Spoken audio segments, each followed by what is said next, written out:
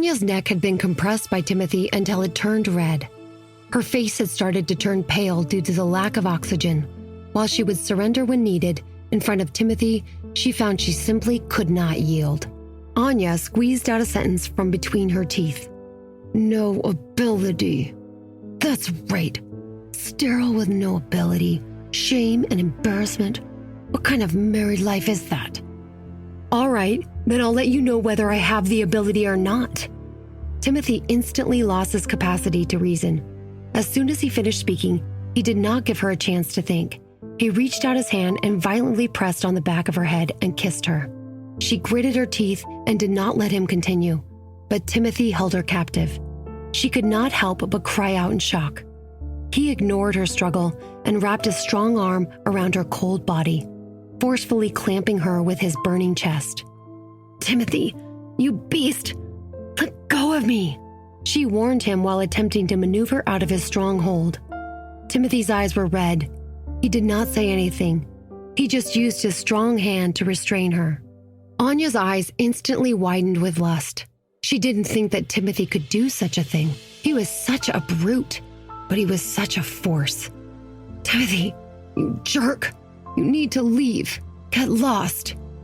What? Are you scared of my lack of ability?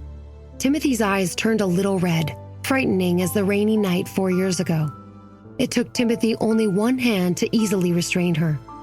He held Anya's hands while he pressed her arms over her head and pinned her to the wall, not allowing her to resist. Timothy, let me tell you, I am not afraid of you. I will never forgive you. Every day, I will pray that you live a miserable life. You and that bitch will breathe your last in complete agony. In that moment, Timothy had already lost all sense of reason. He was egged by her jabs and taunts and was intoxicated enough to also be excited by her burning hot rage. The harshness of his grip loosened, replaced by a yearning desire to have her to himself. He had her trapped between himself and the wall, as his free hand cupped her face, running a callous thumb over her lips that spit fire. Timothy, I hate you. I hate you. You will pay for this, I swear to you. Anya's voice trembled, both out of anger and excitement. Her body didn't feel so cold anymore. She would never have thought that 4 years later, she would fall into the same rhythm all over again and recreate their past night of passion. This was dangerous territory. She knew that even his marriage didn't matter in this moment. He wanted her, and she wanted him as well.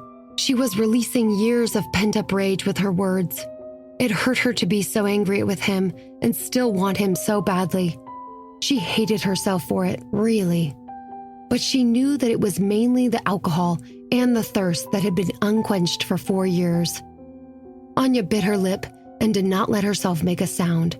She tightly held the photo frame in her hand and envied herself for being able to smile so happily in the photo.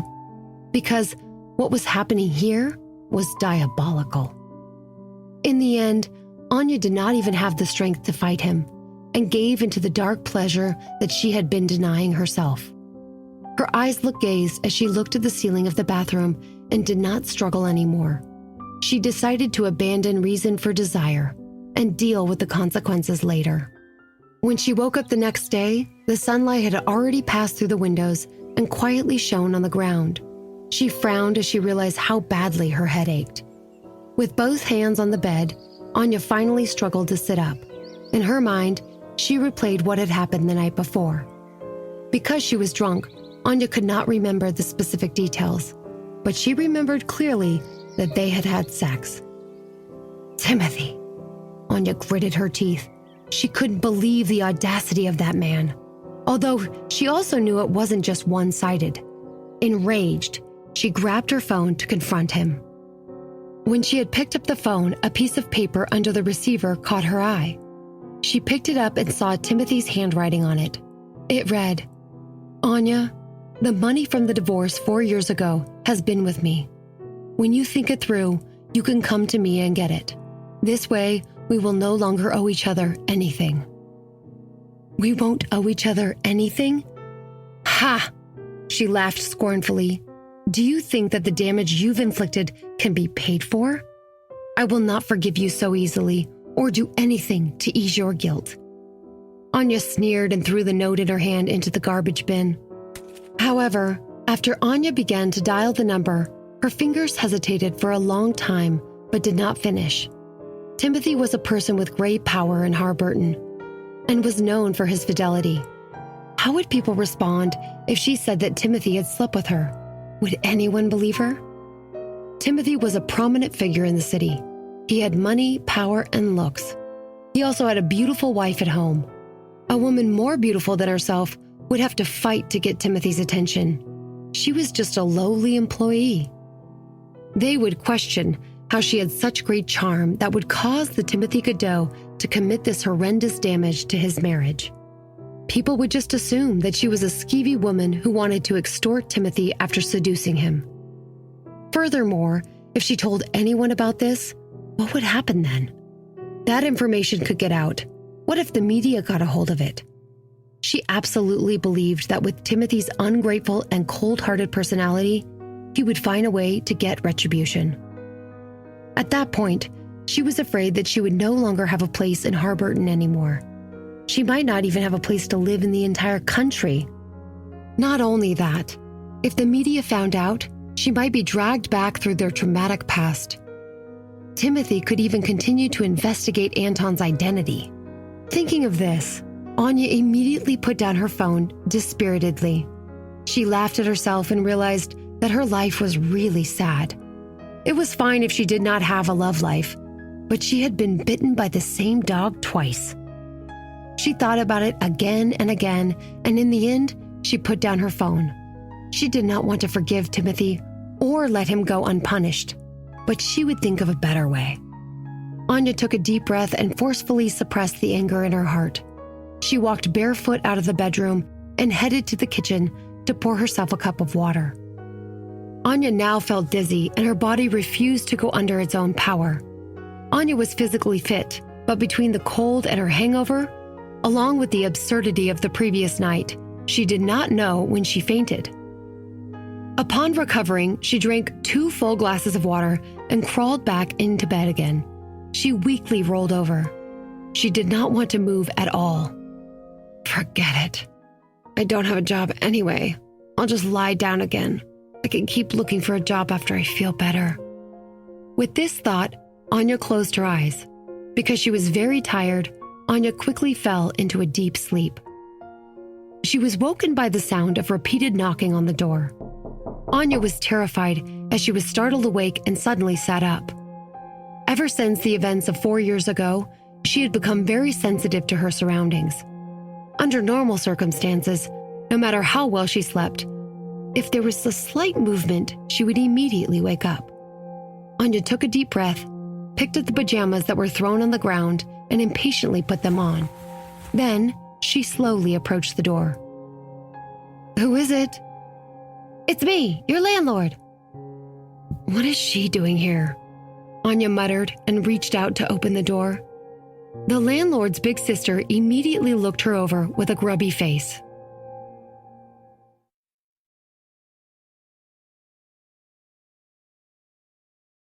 "Ma'am, what can I do for you?" Anya smiled in an attempt to be pleasant. "Actually, it's nothing." As she spoke, she tiptoed through and tried to look into her room.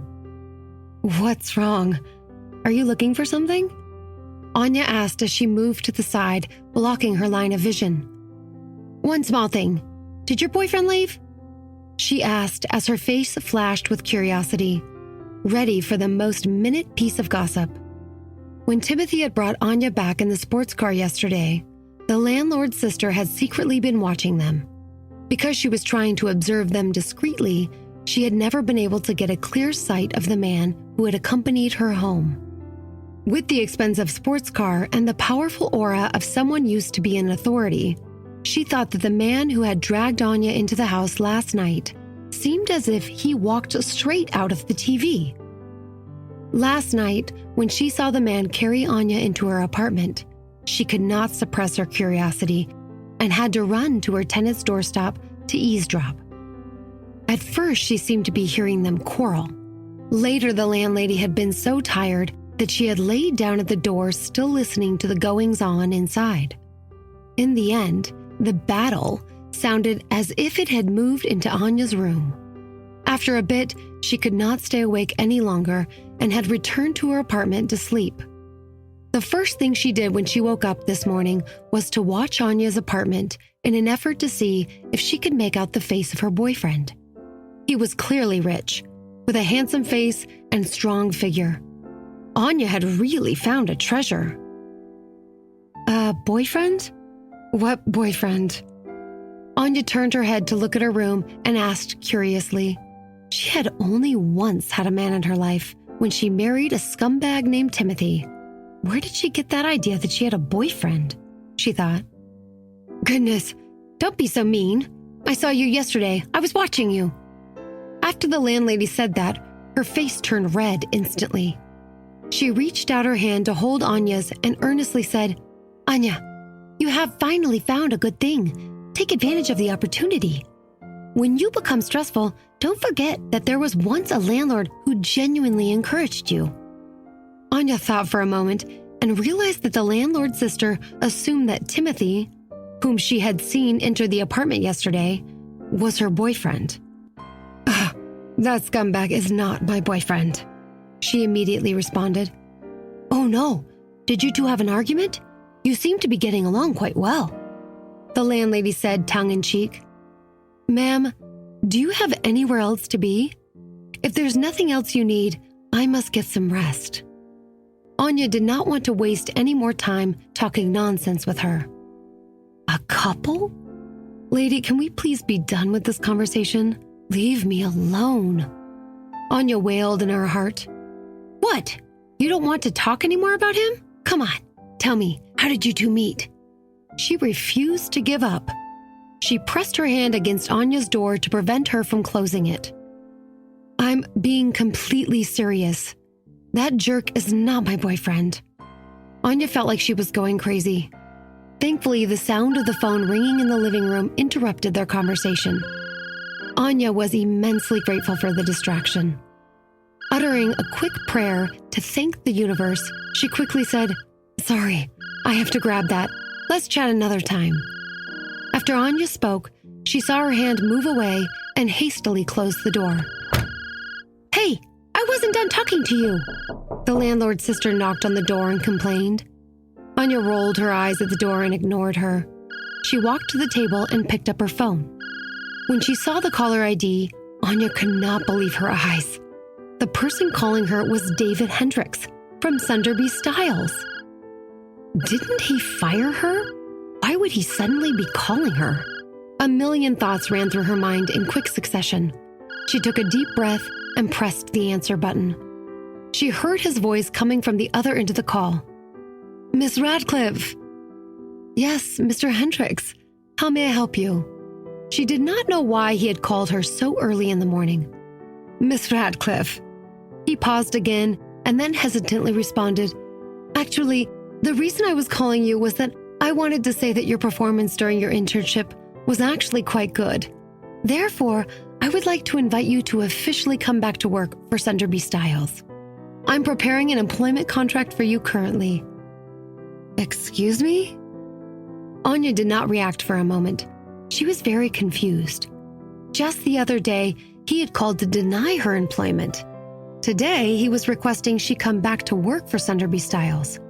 Such opposite conversations, both with the same person, David Hendricks. What's going on? Today was not April Fool's Day. Anya, I know you are quite surprised.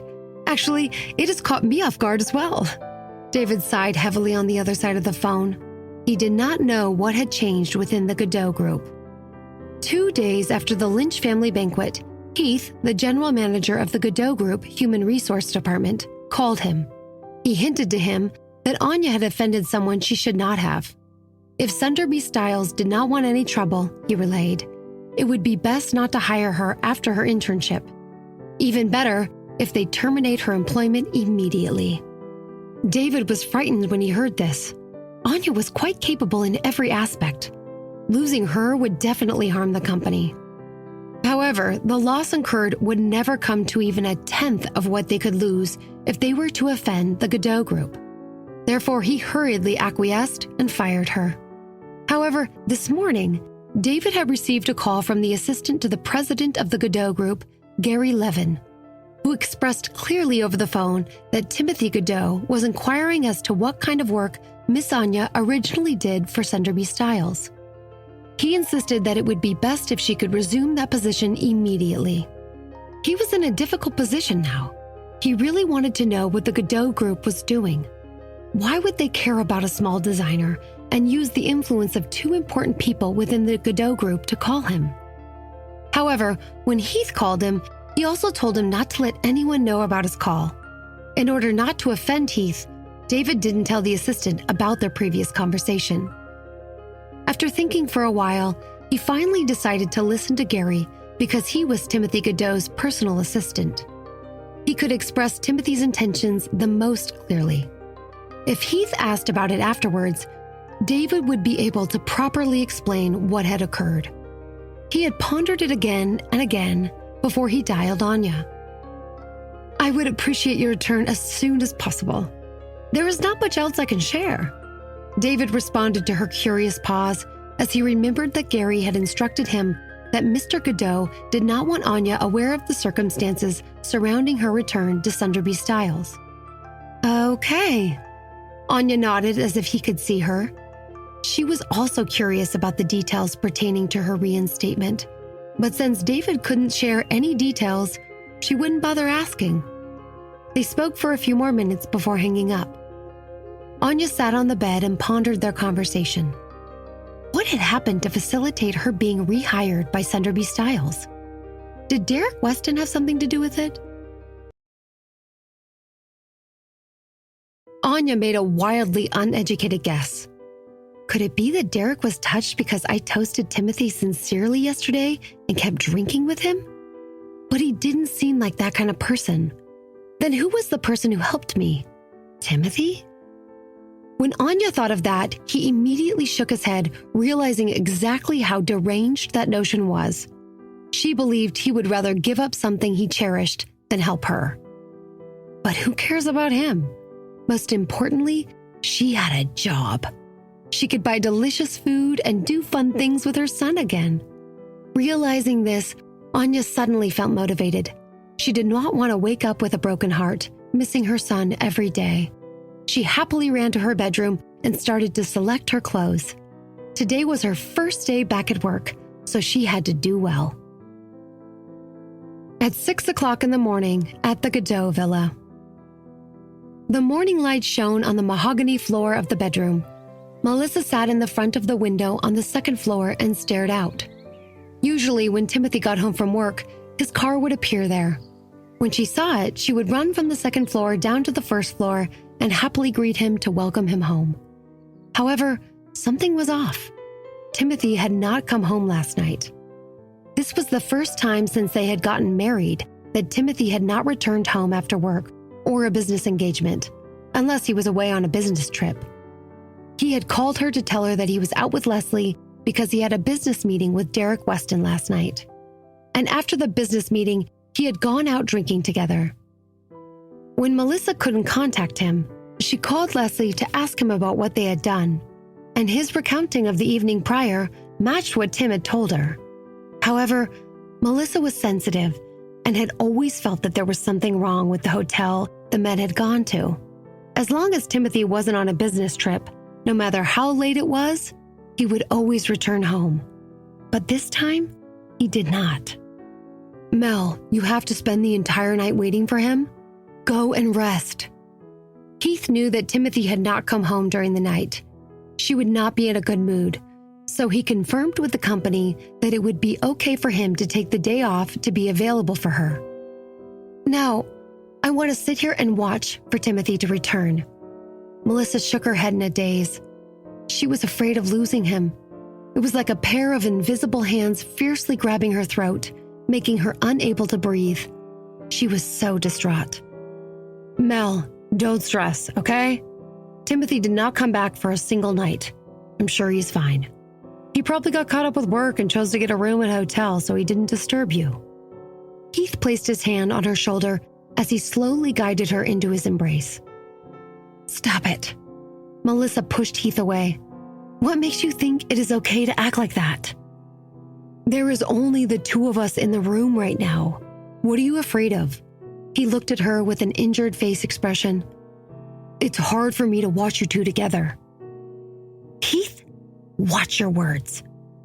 Melissa's gentle and beautiful almond-shaped eyes became serious, an attribute that often made people very scared. If you continue to behave like this, I will kick you out of this villa and you will never see me again. After Melissa finished speaking, she looked around vigilantly. Seeing that there was no one near the bedroom, she felt slightly relieved. Fortunately, when she married Timothy, she had used her need for quiet as a reason to ask him to send away all staff who worked in the villa, leaving only Mrs. Liu, who was usually on the first floor, and some who had only worked outside the villa. Otherwise, the two of them would have been discovered long ago. Melissa, why? Why are you so cruel to me? I have given up so much for you. Can't you at least give me a smile? Heath ignored her warning. He stretched out his hands to hold Melissa's thin shoulders. Heath, are you crazy? Let go of me. Melissa pushed him back in panic, but found that she was too weak to move him. Mel, I love you. I love you. I love you like crazy. Before Heath could finish, he began to lean in to kiss her. No. A loud slap was heard. Heath felt a sharp pain on his cheek. He looked up and saw Melissa, who had broken free from his restraints, eyeing him angrily. Mel, Heath, pay attention to who you are now. You are my cousin. If you still dare to conduct yourself in this way towards me, the punishment you will receive will not just be a slap. Melissa looked at Heath, and her chest heaved. Her originally sickly face had an unnatural blush due to her anger. Mel, I'm sorry. I was wrong. I was really wrong. I was too impulsive just now. Heath saw her angry look and immediately apologized in panic. He took a step forward, wanting to grab her hand. She decisively stepped back and said in disgust, Stay away from me. Heath could not help but freeze on the spot. He dejectedly lowered his hand and bowed his head. He said sadly, You can hit me and scold me, but please don't be angry. Your body is weak to begin with. If you are angry, it will take a toll on your health. Isn't it your fault that I'm upset? Melissa looked at him. She did not appreciate his concern. As long as you can figure out how to control yourself, I will not have a reason to be so agitated. I was wrong, Mel. I promise I won't do it again. Heath shook his head and promised. You always say that, yet you never keep your word. Melissa crossed her arms over her chest and said while gritting her teeth, If Heath wasn't so easily used and controlled, and if she didn't trust him implicitly, she would have chased him away a long time ago. There was no reason she should have to be on guard with him all of the time. I just can't control myself sometimes, Mel. Just as Heath was trying his best to explain, a knocking sound suddenly came from outside the bedroom door. Heath and Melissa looked at each other and immediately resumed a more acceptable stance. Heath tactfully walked to the window, his back facing the door, pretending to be looking at the scenery.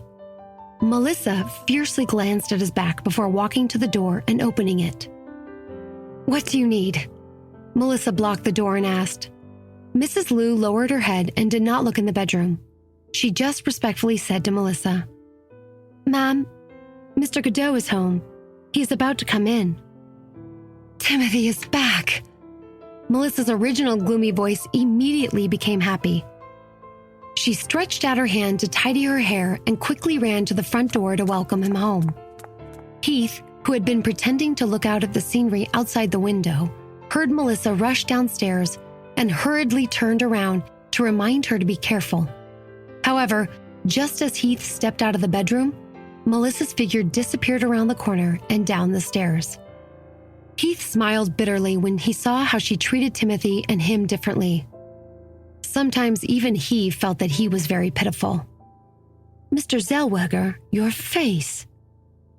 Mrs. Liu looked at the palm print on Heath's face and asked caringly, "Is your face all right?"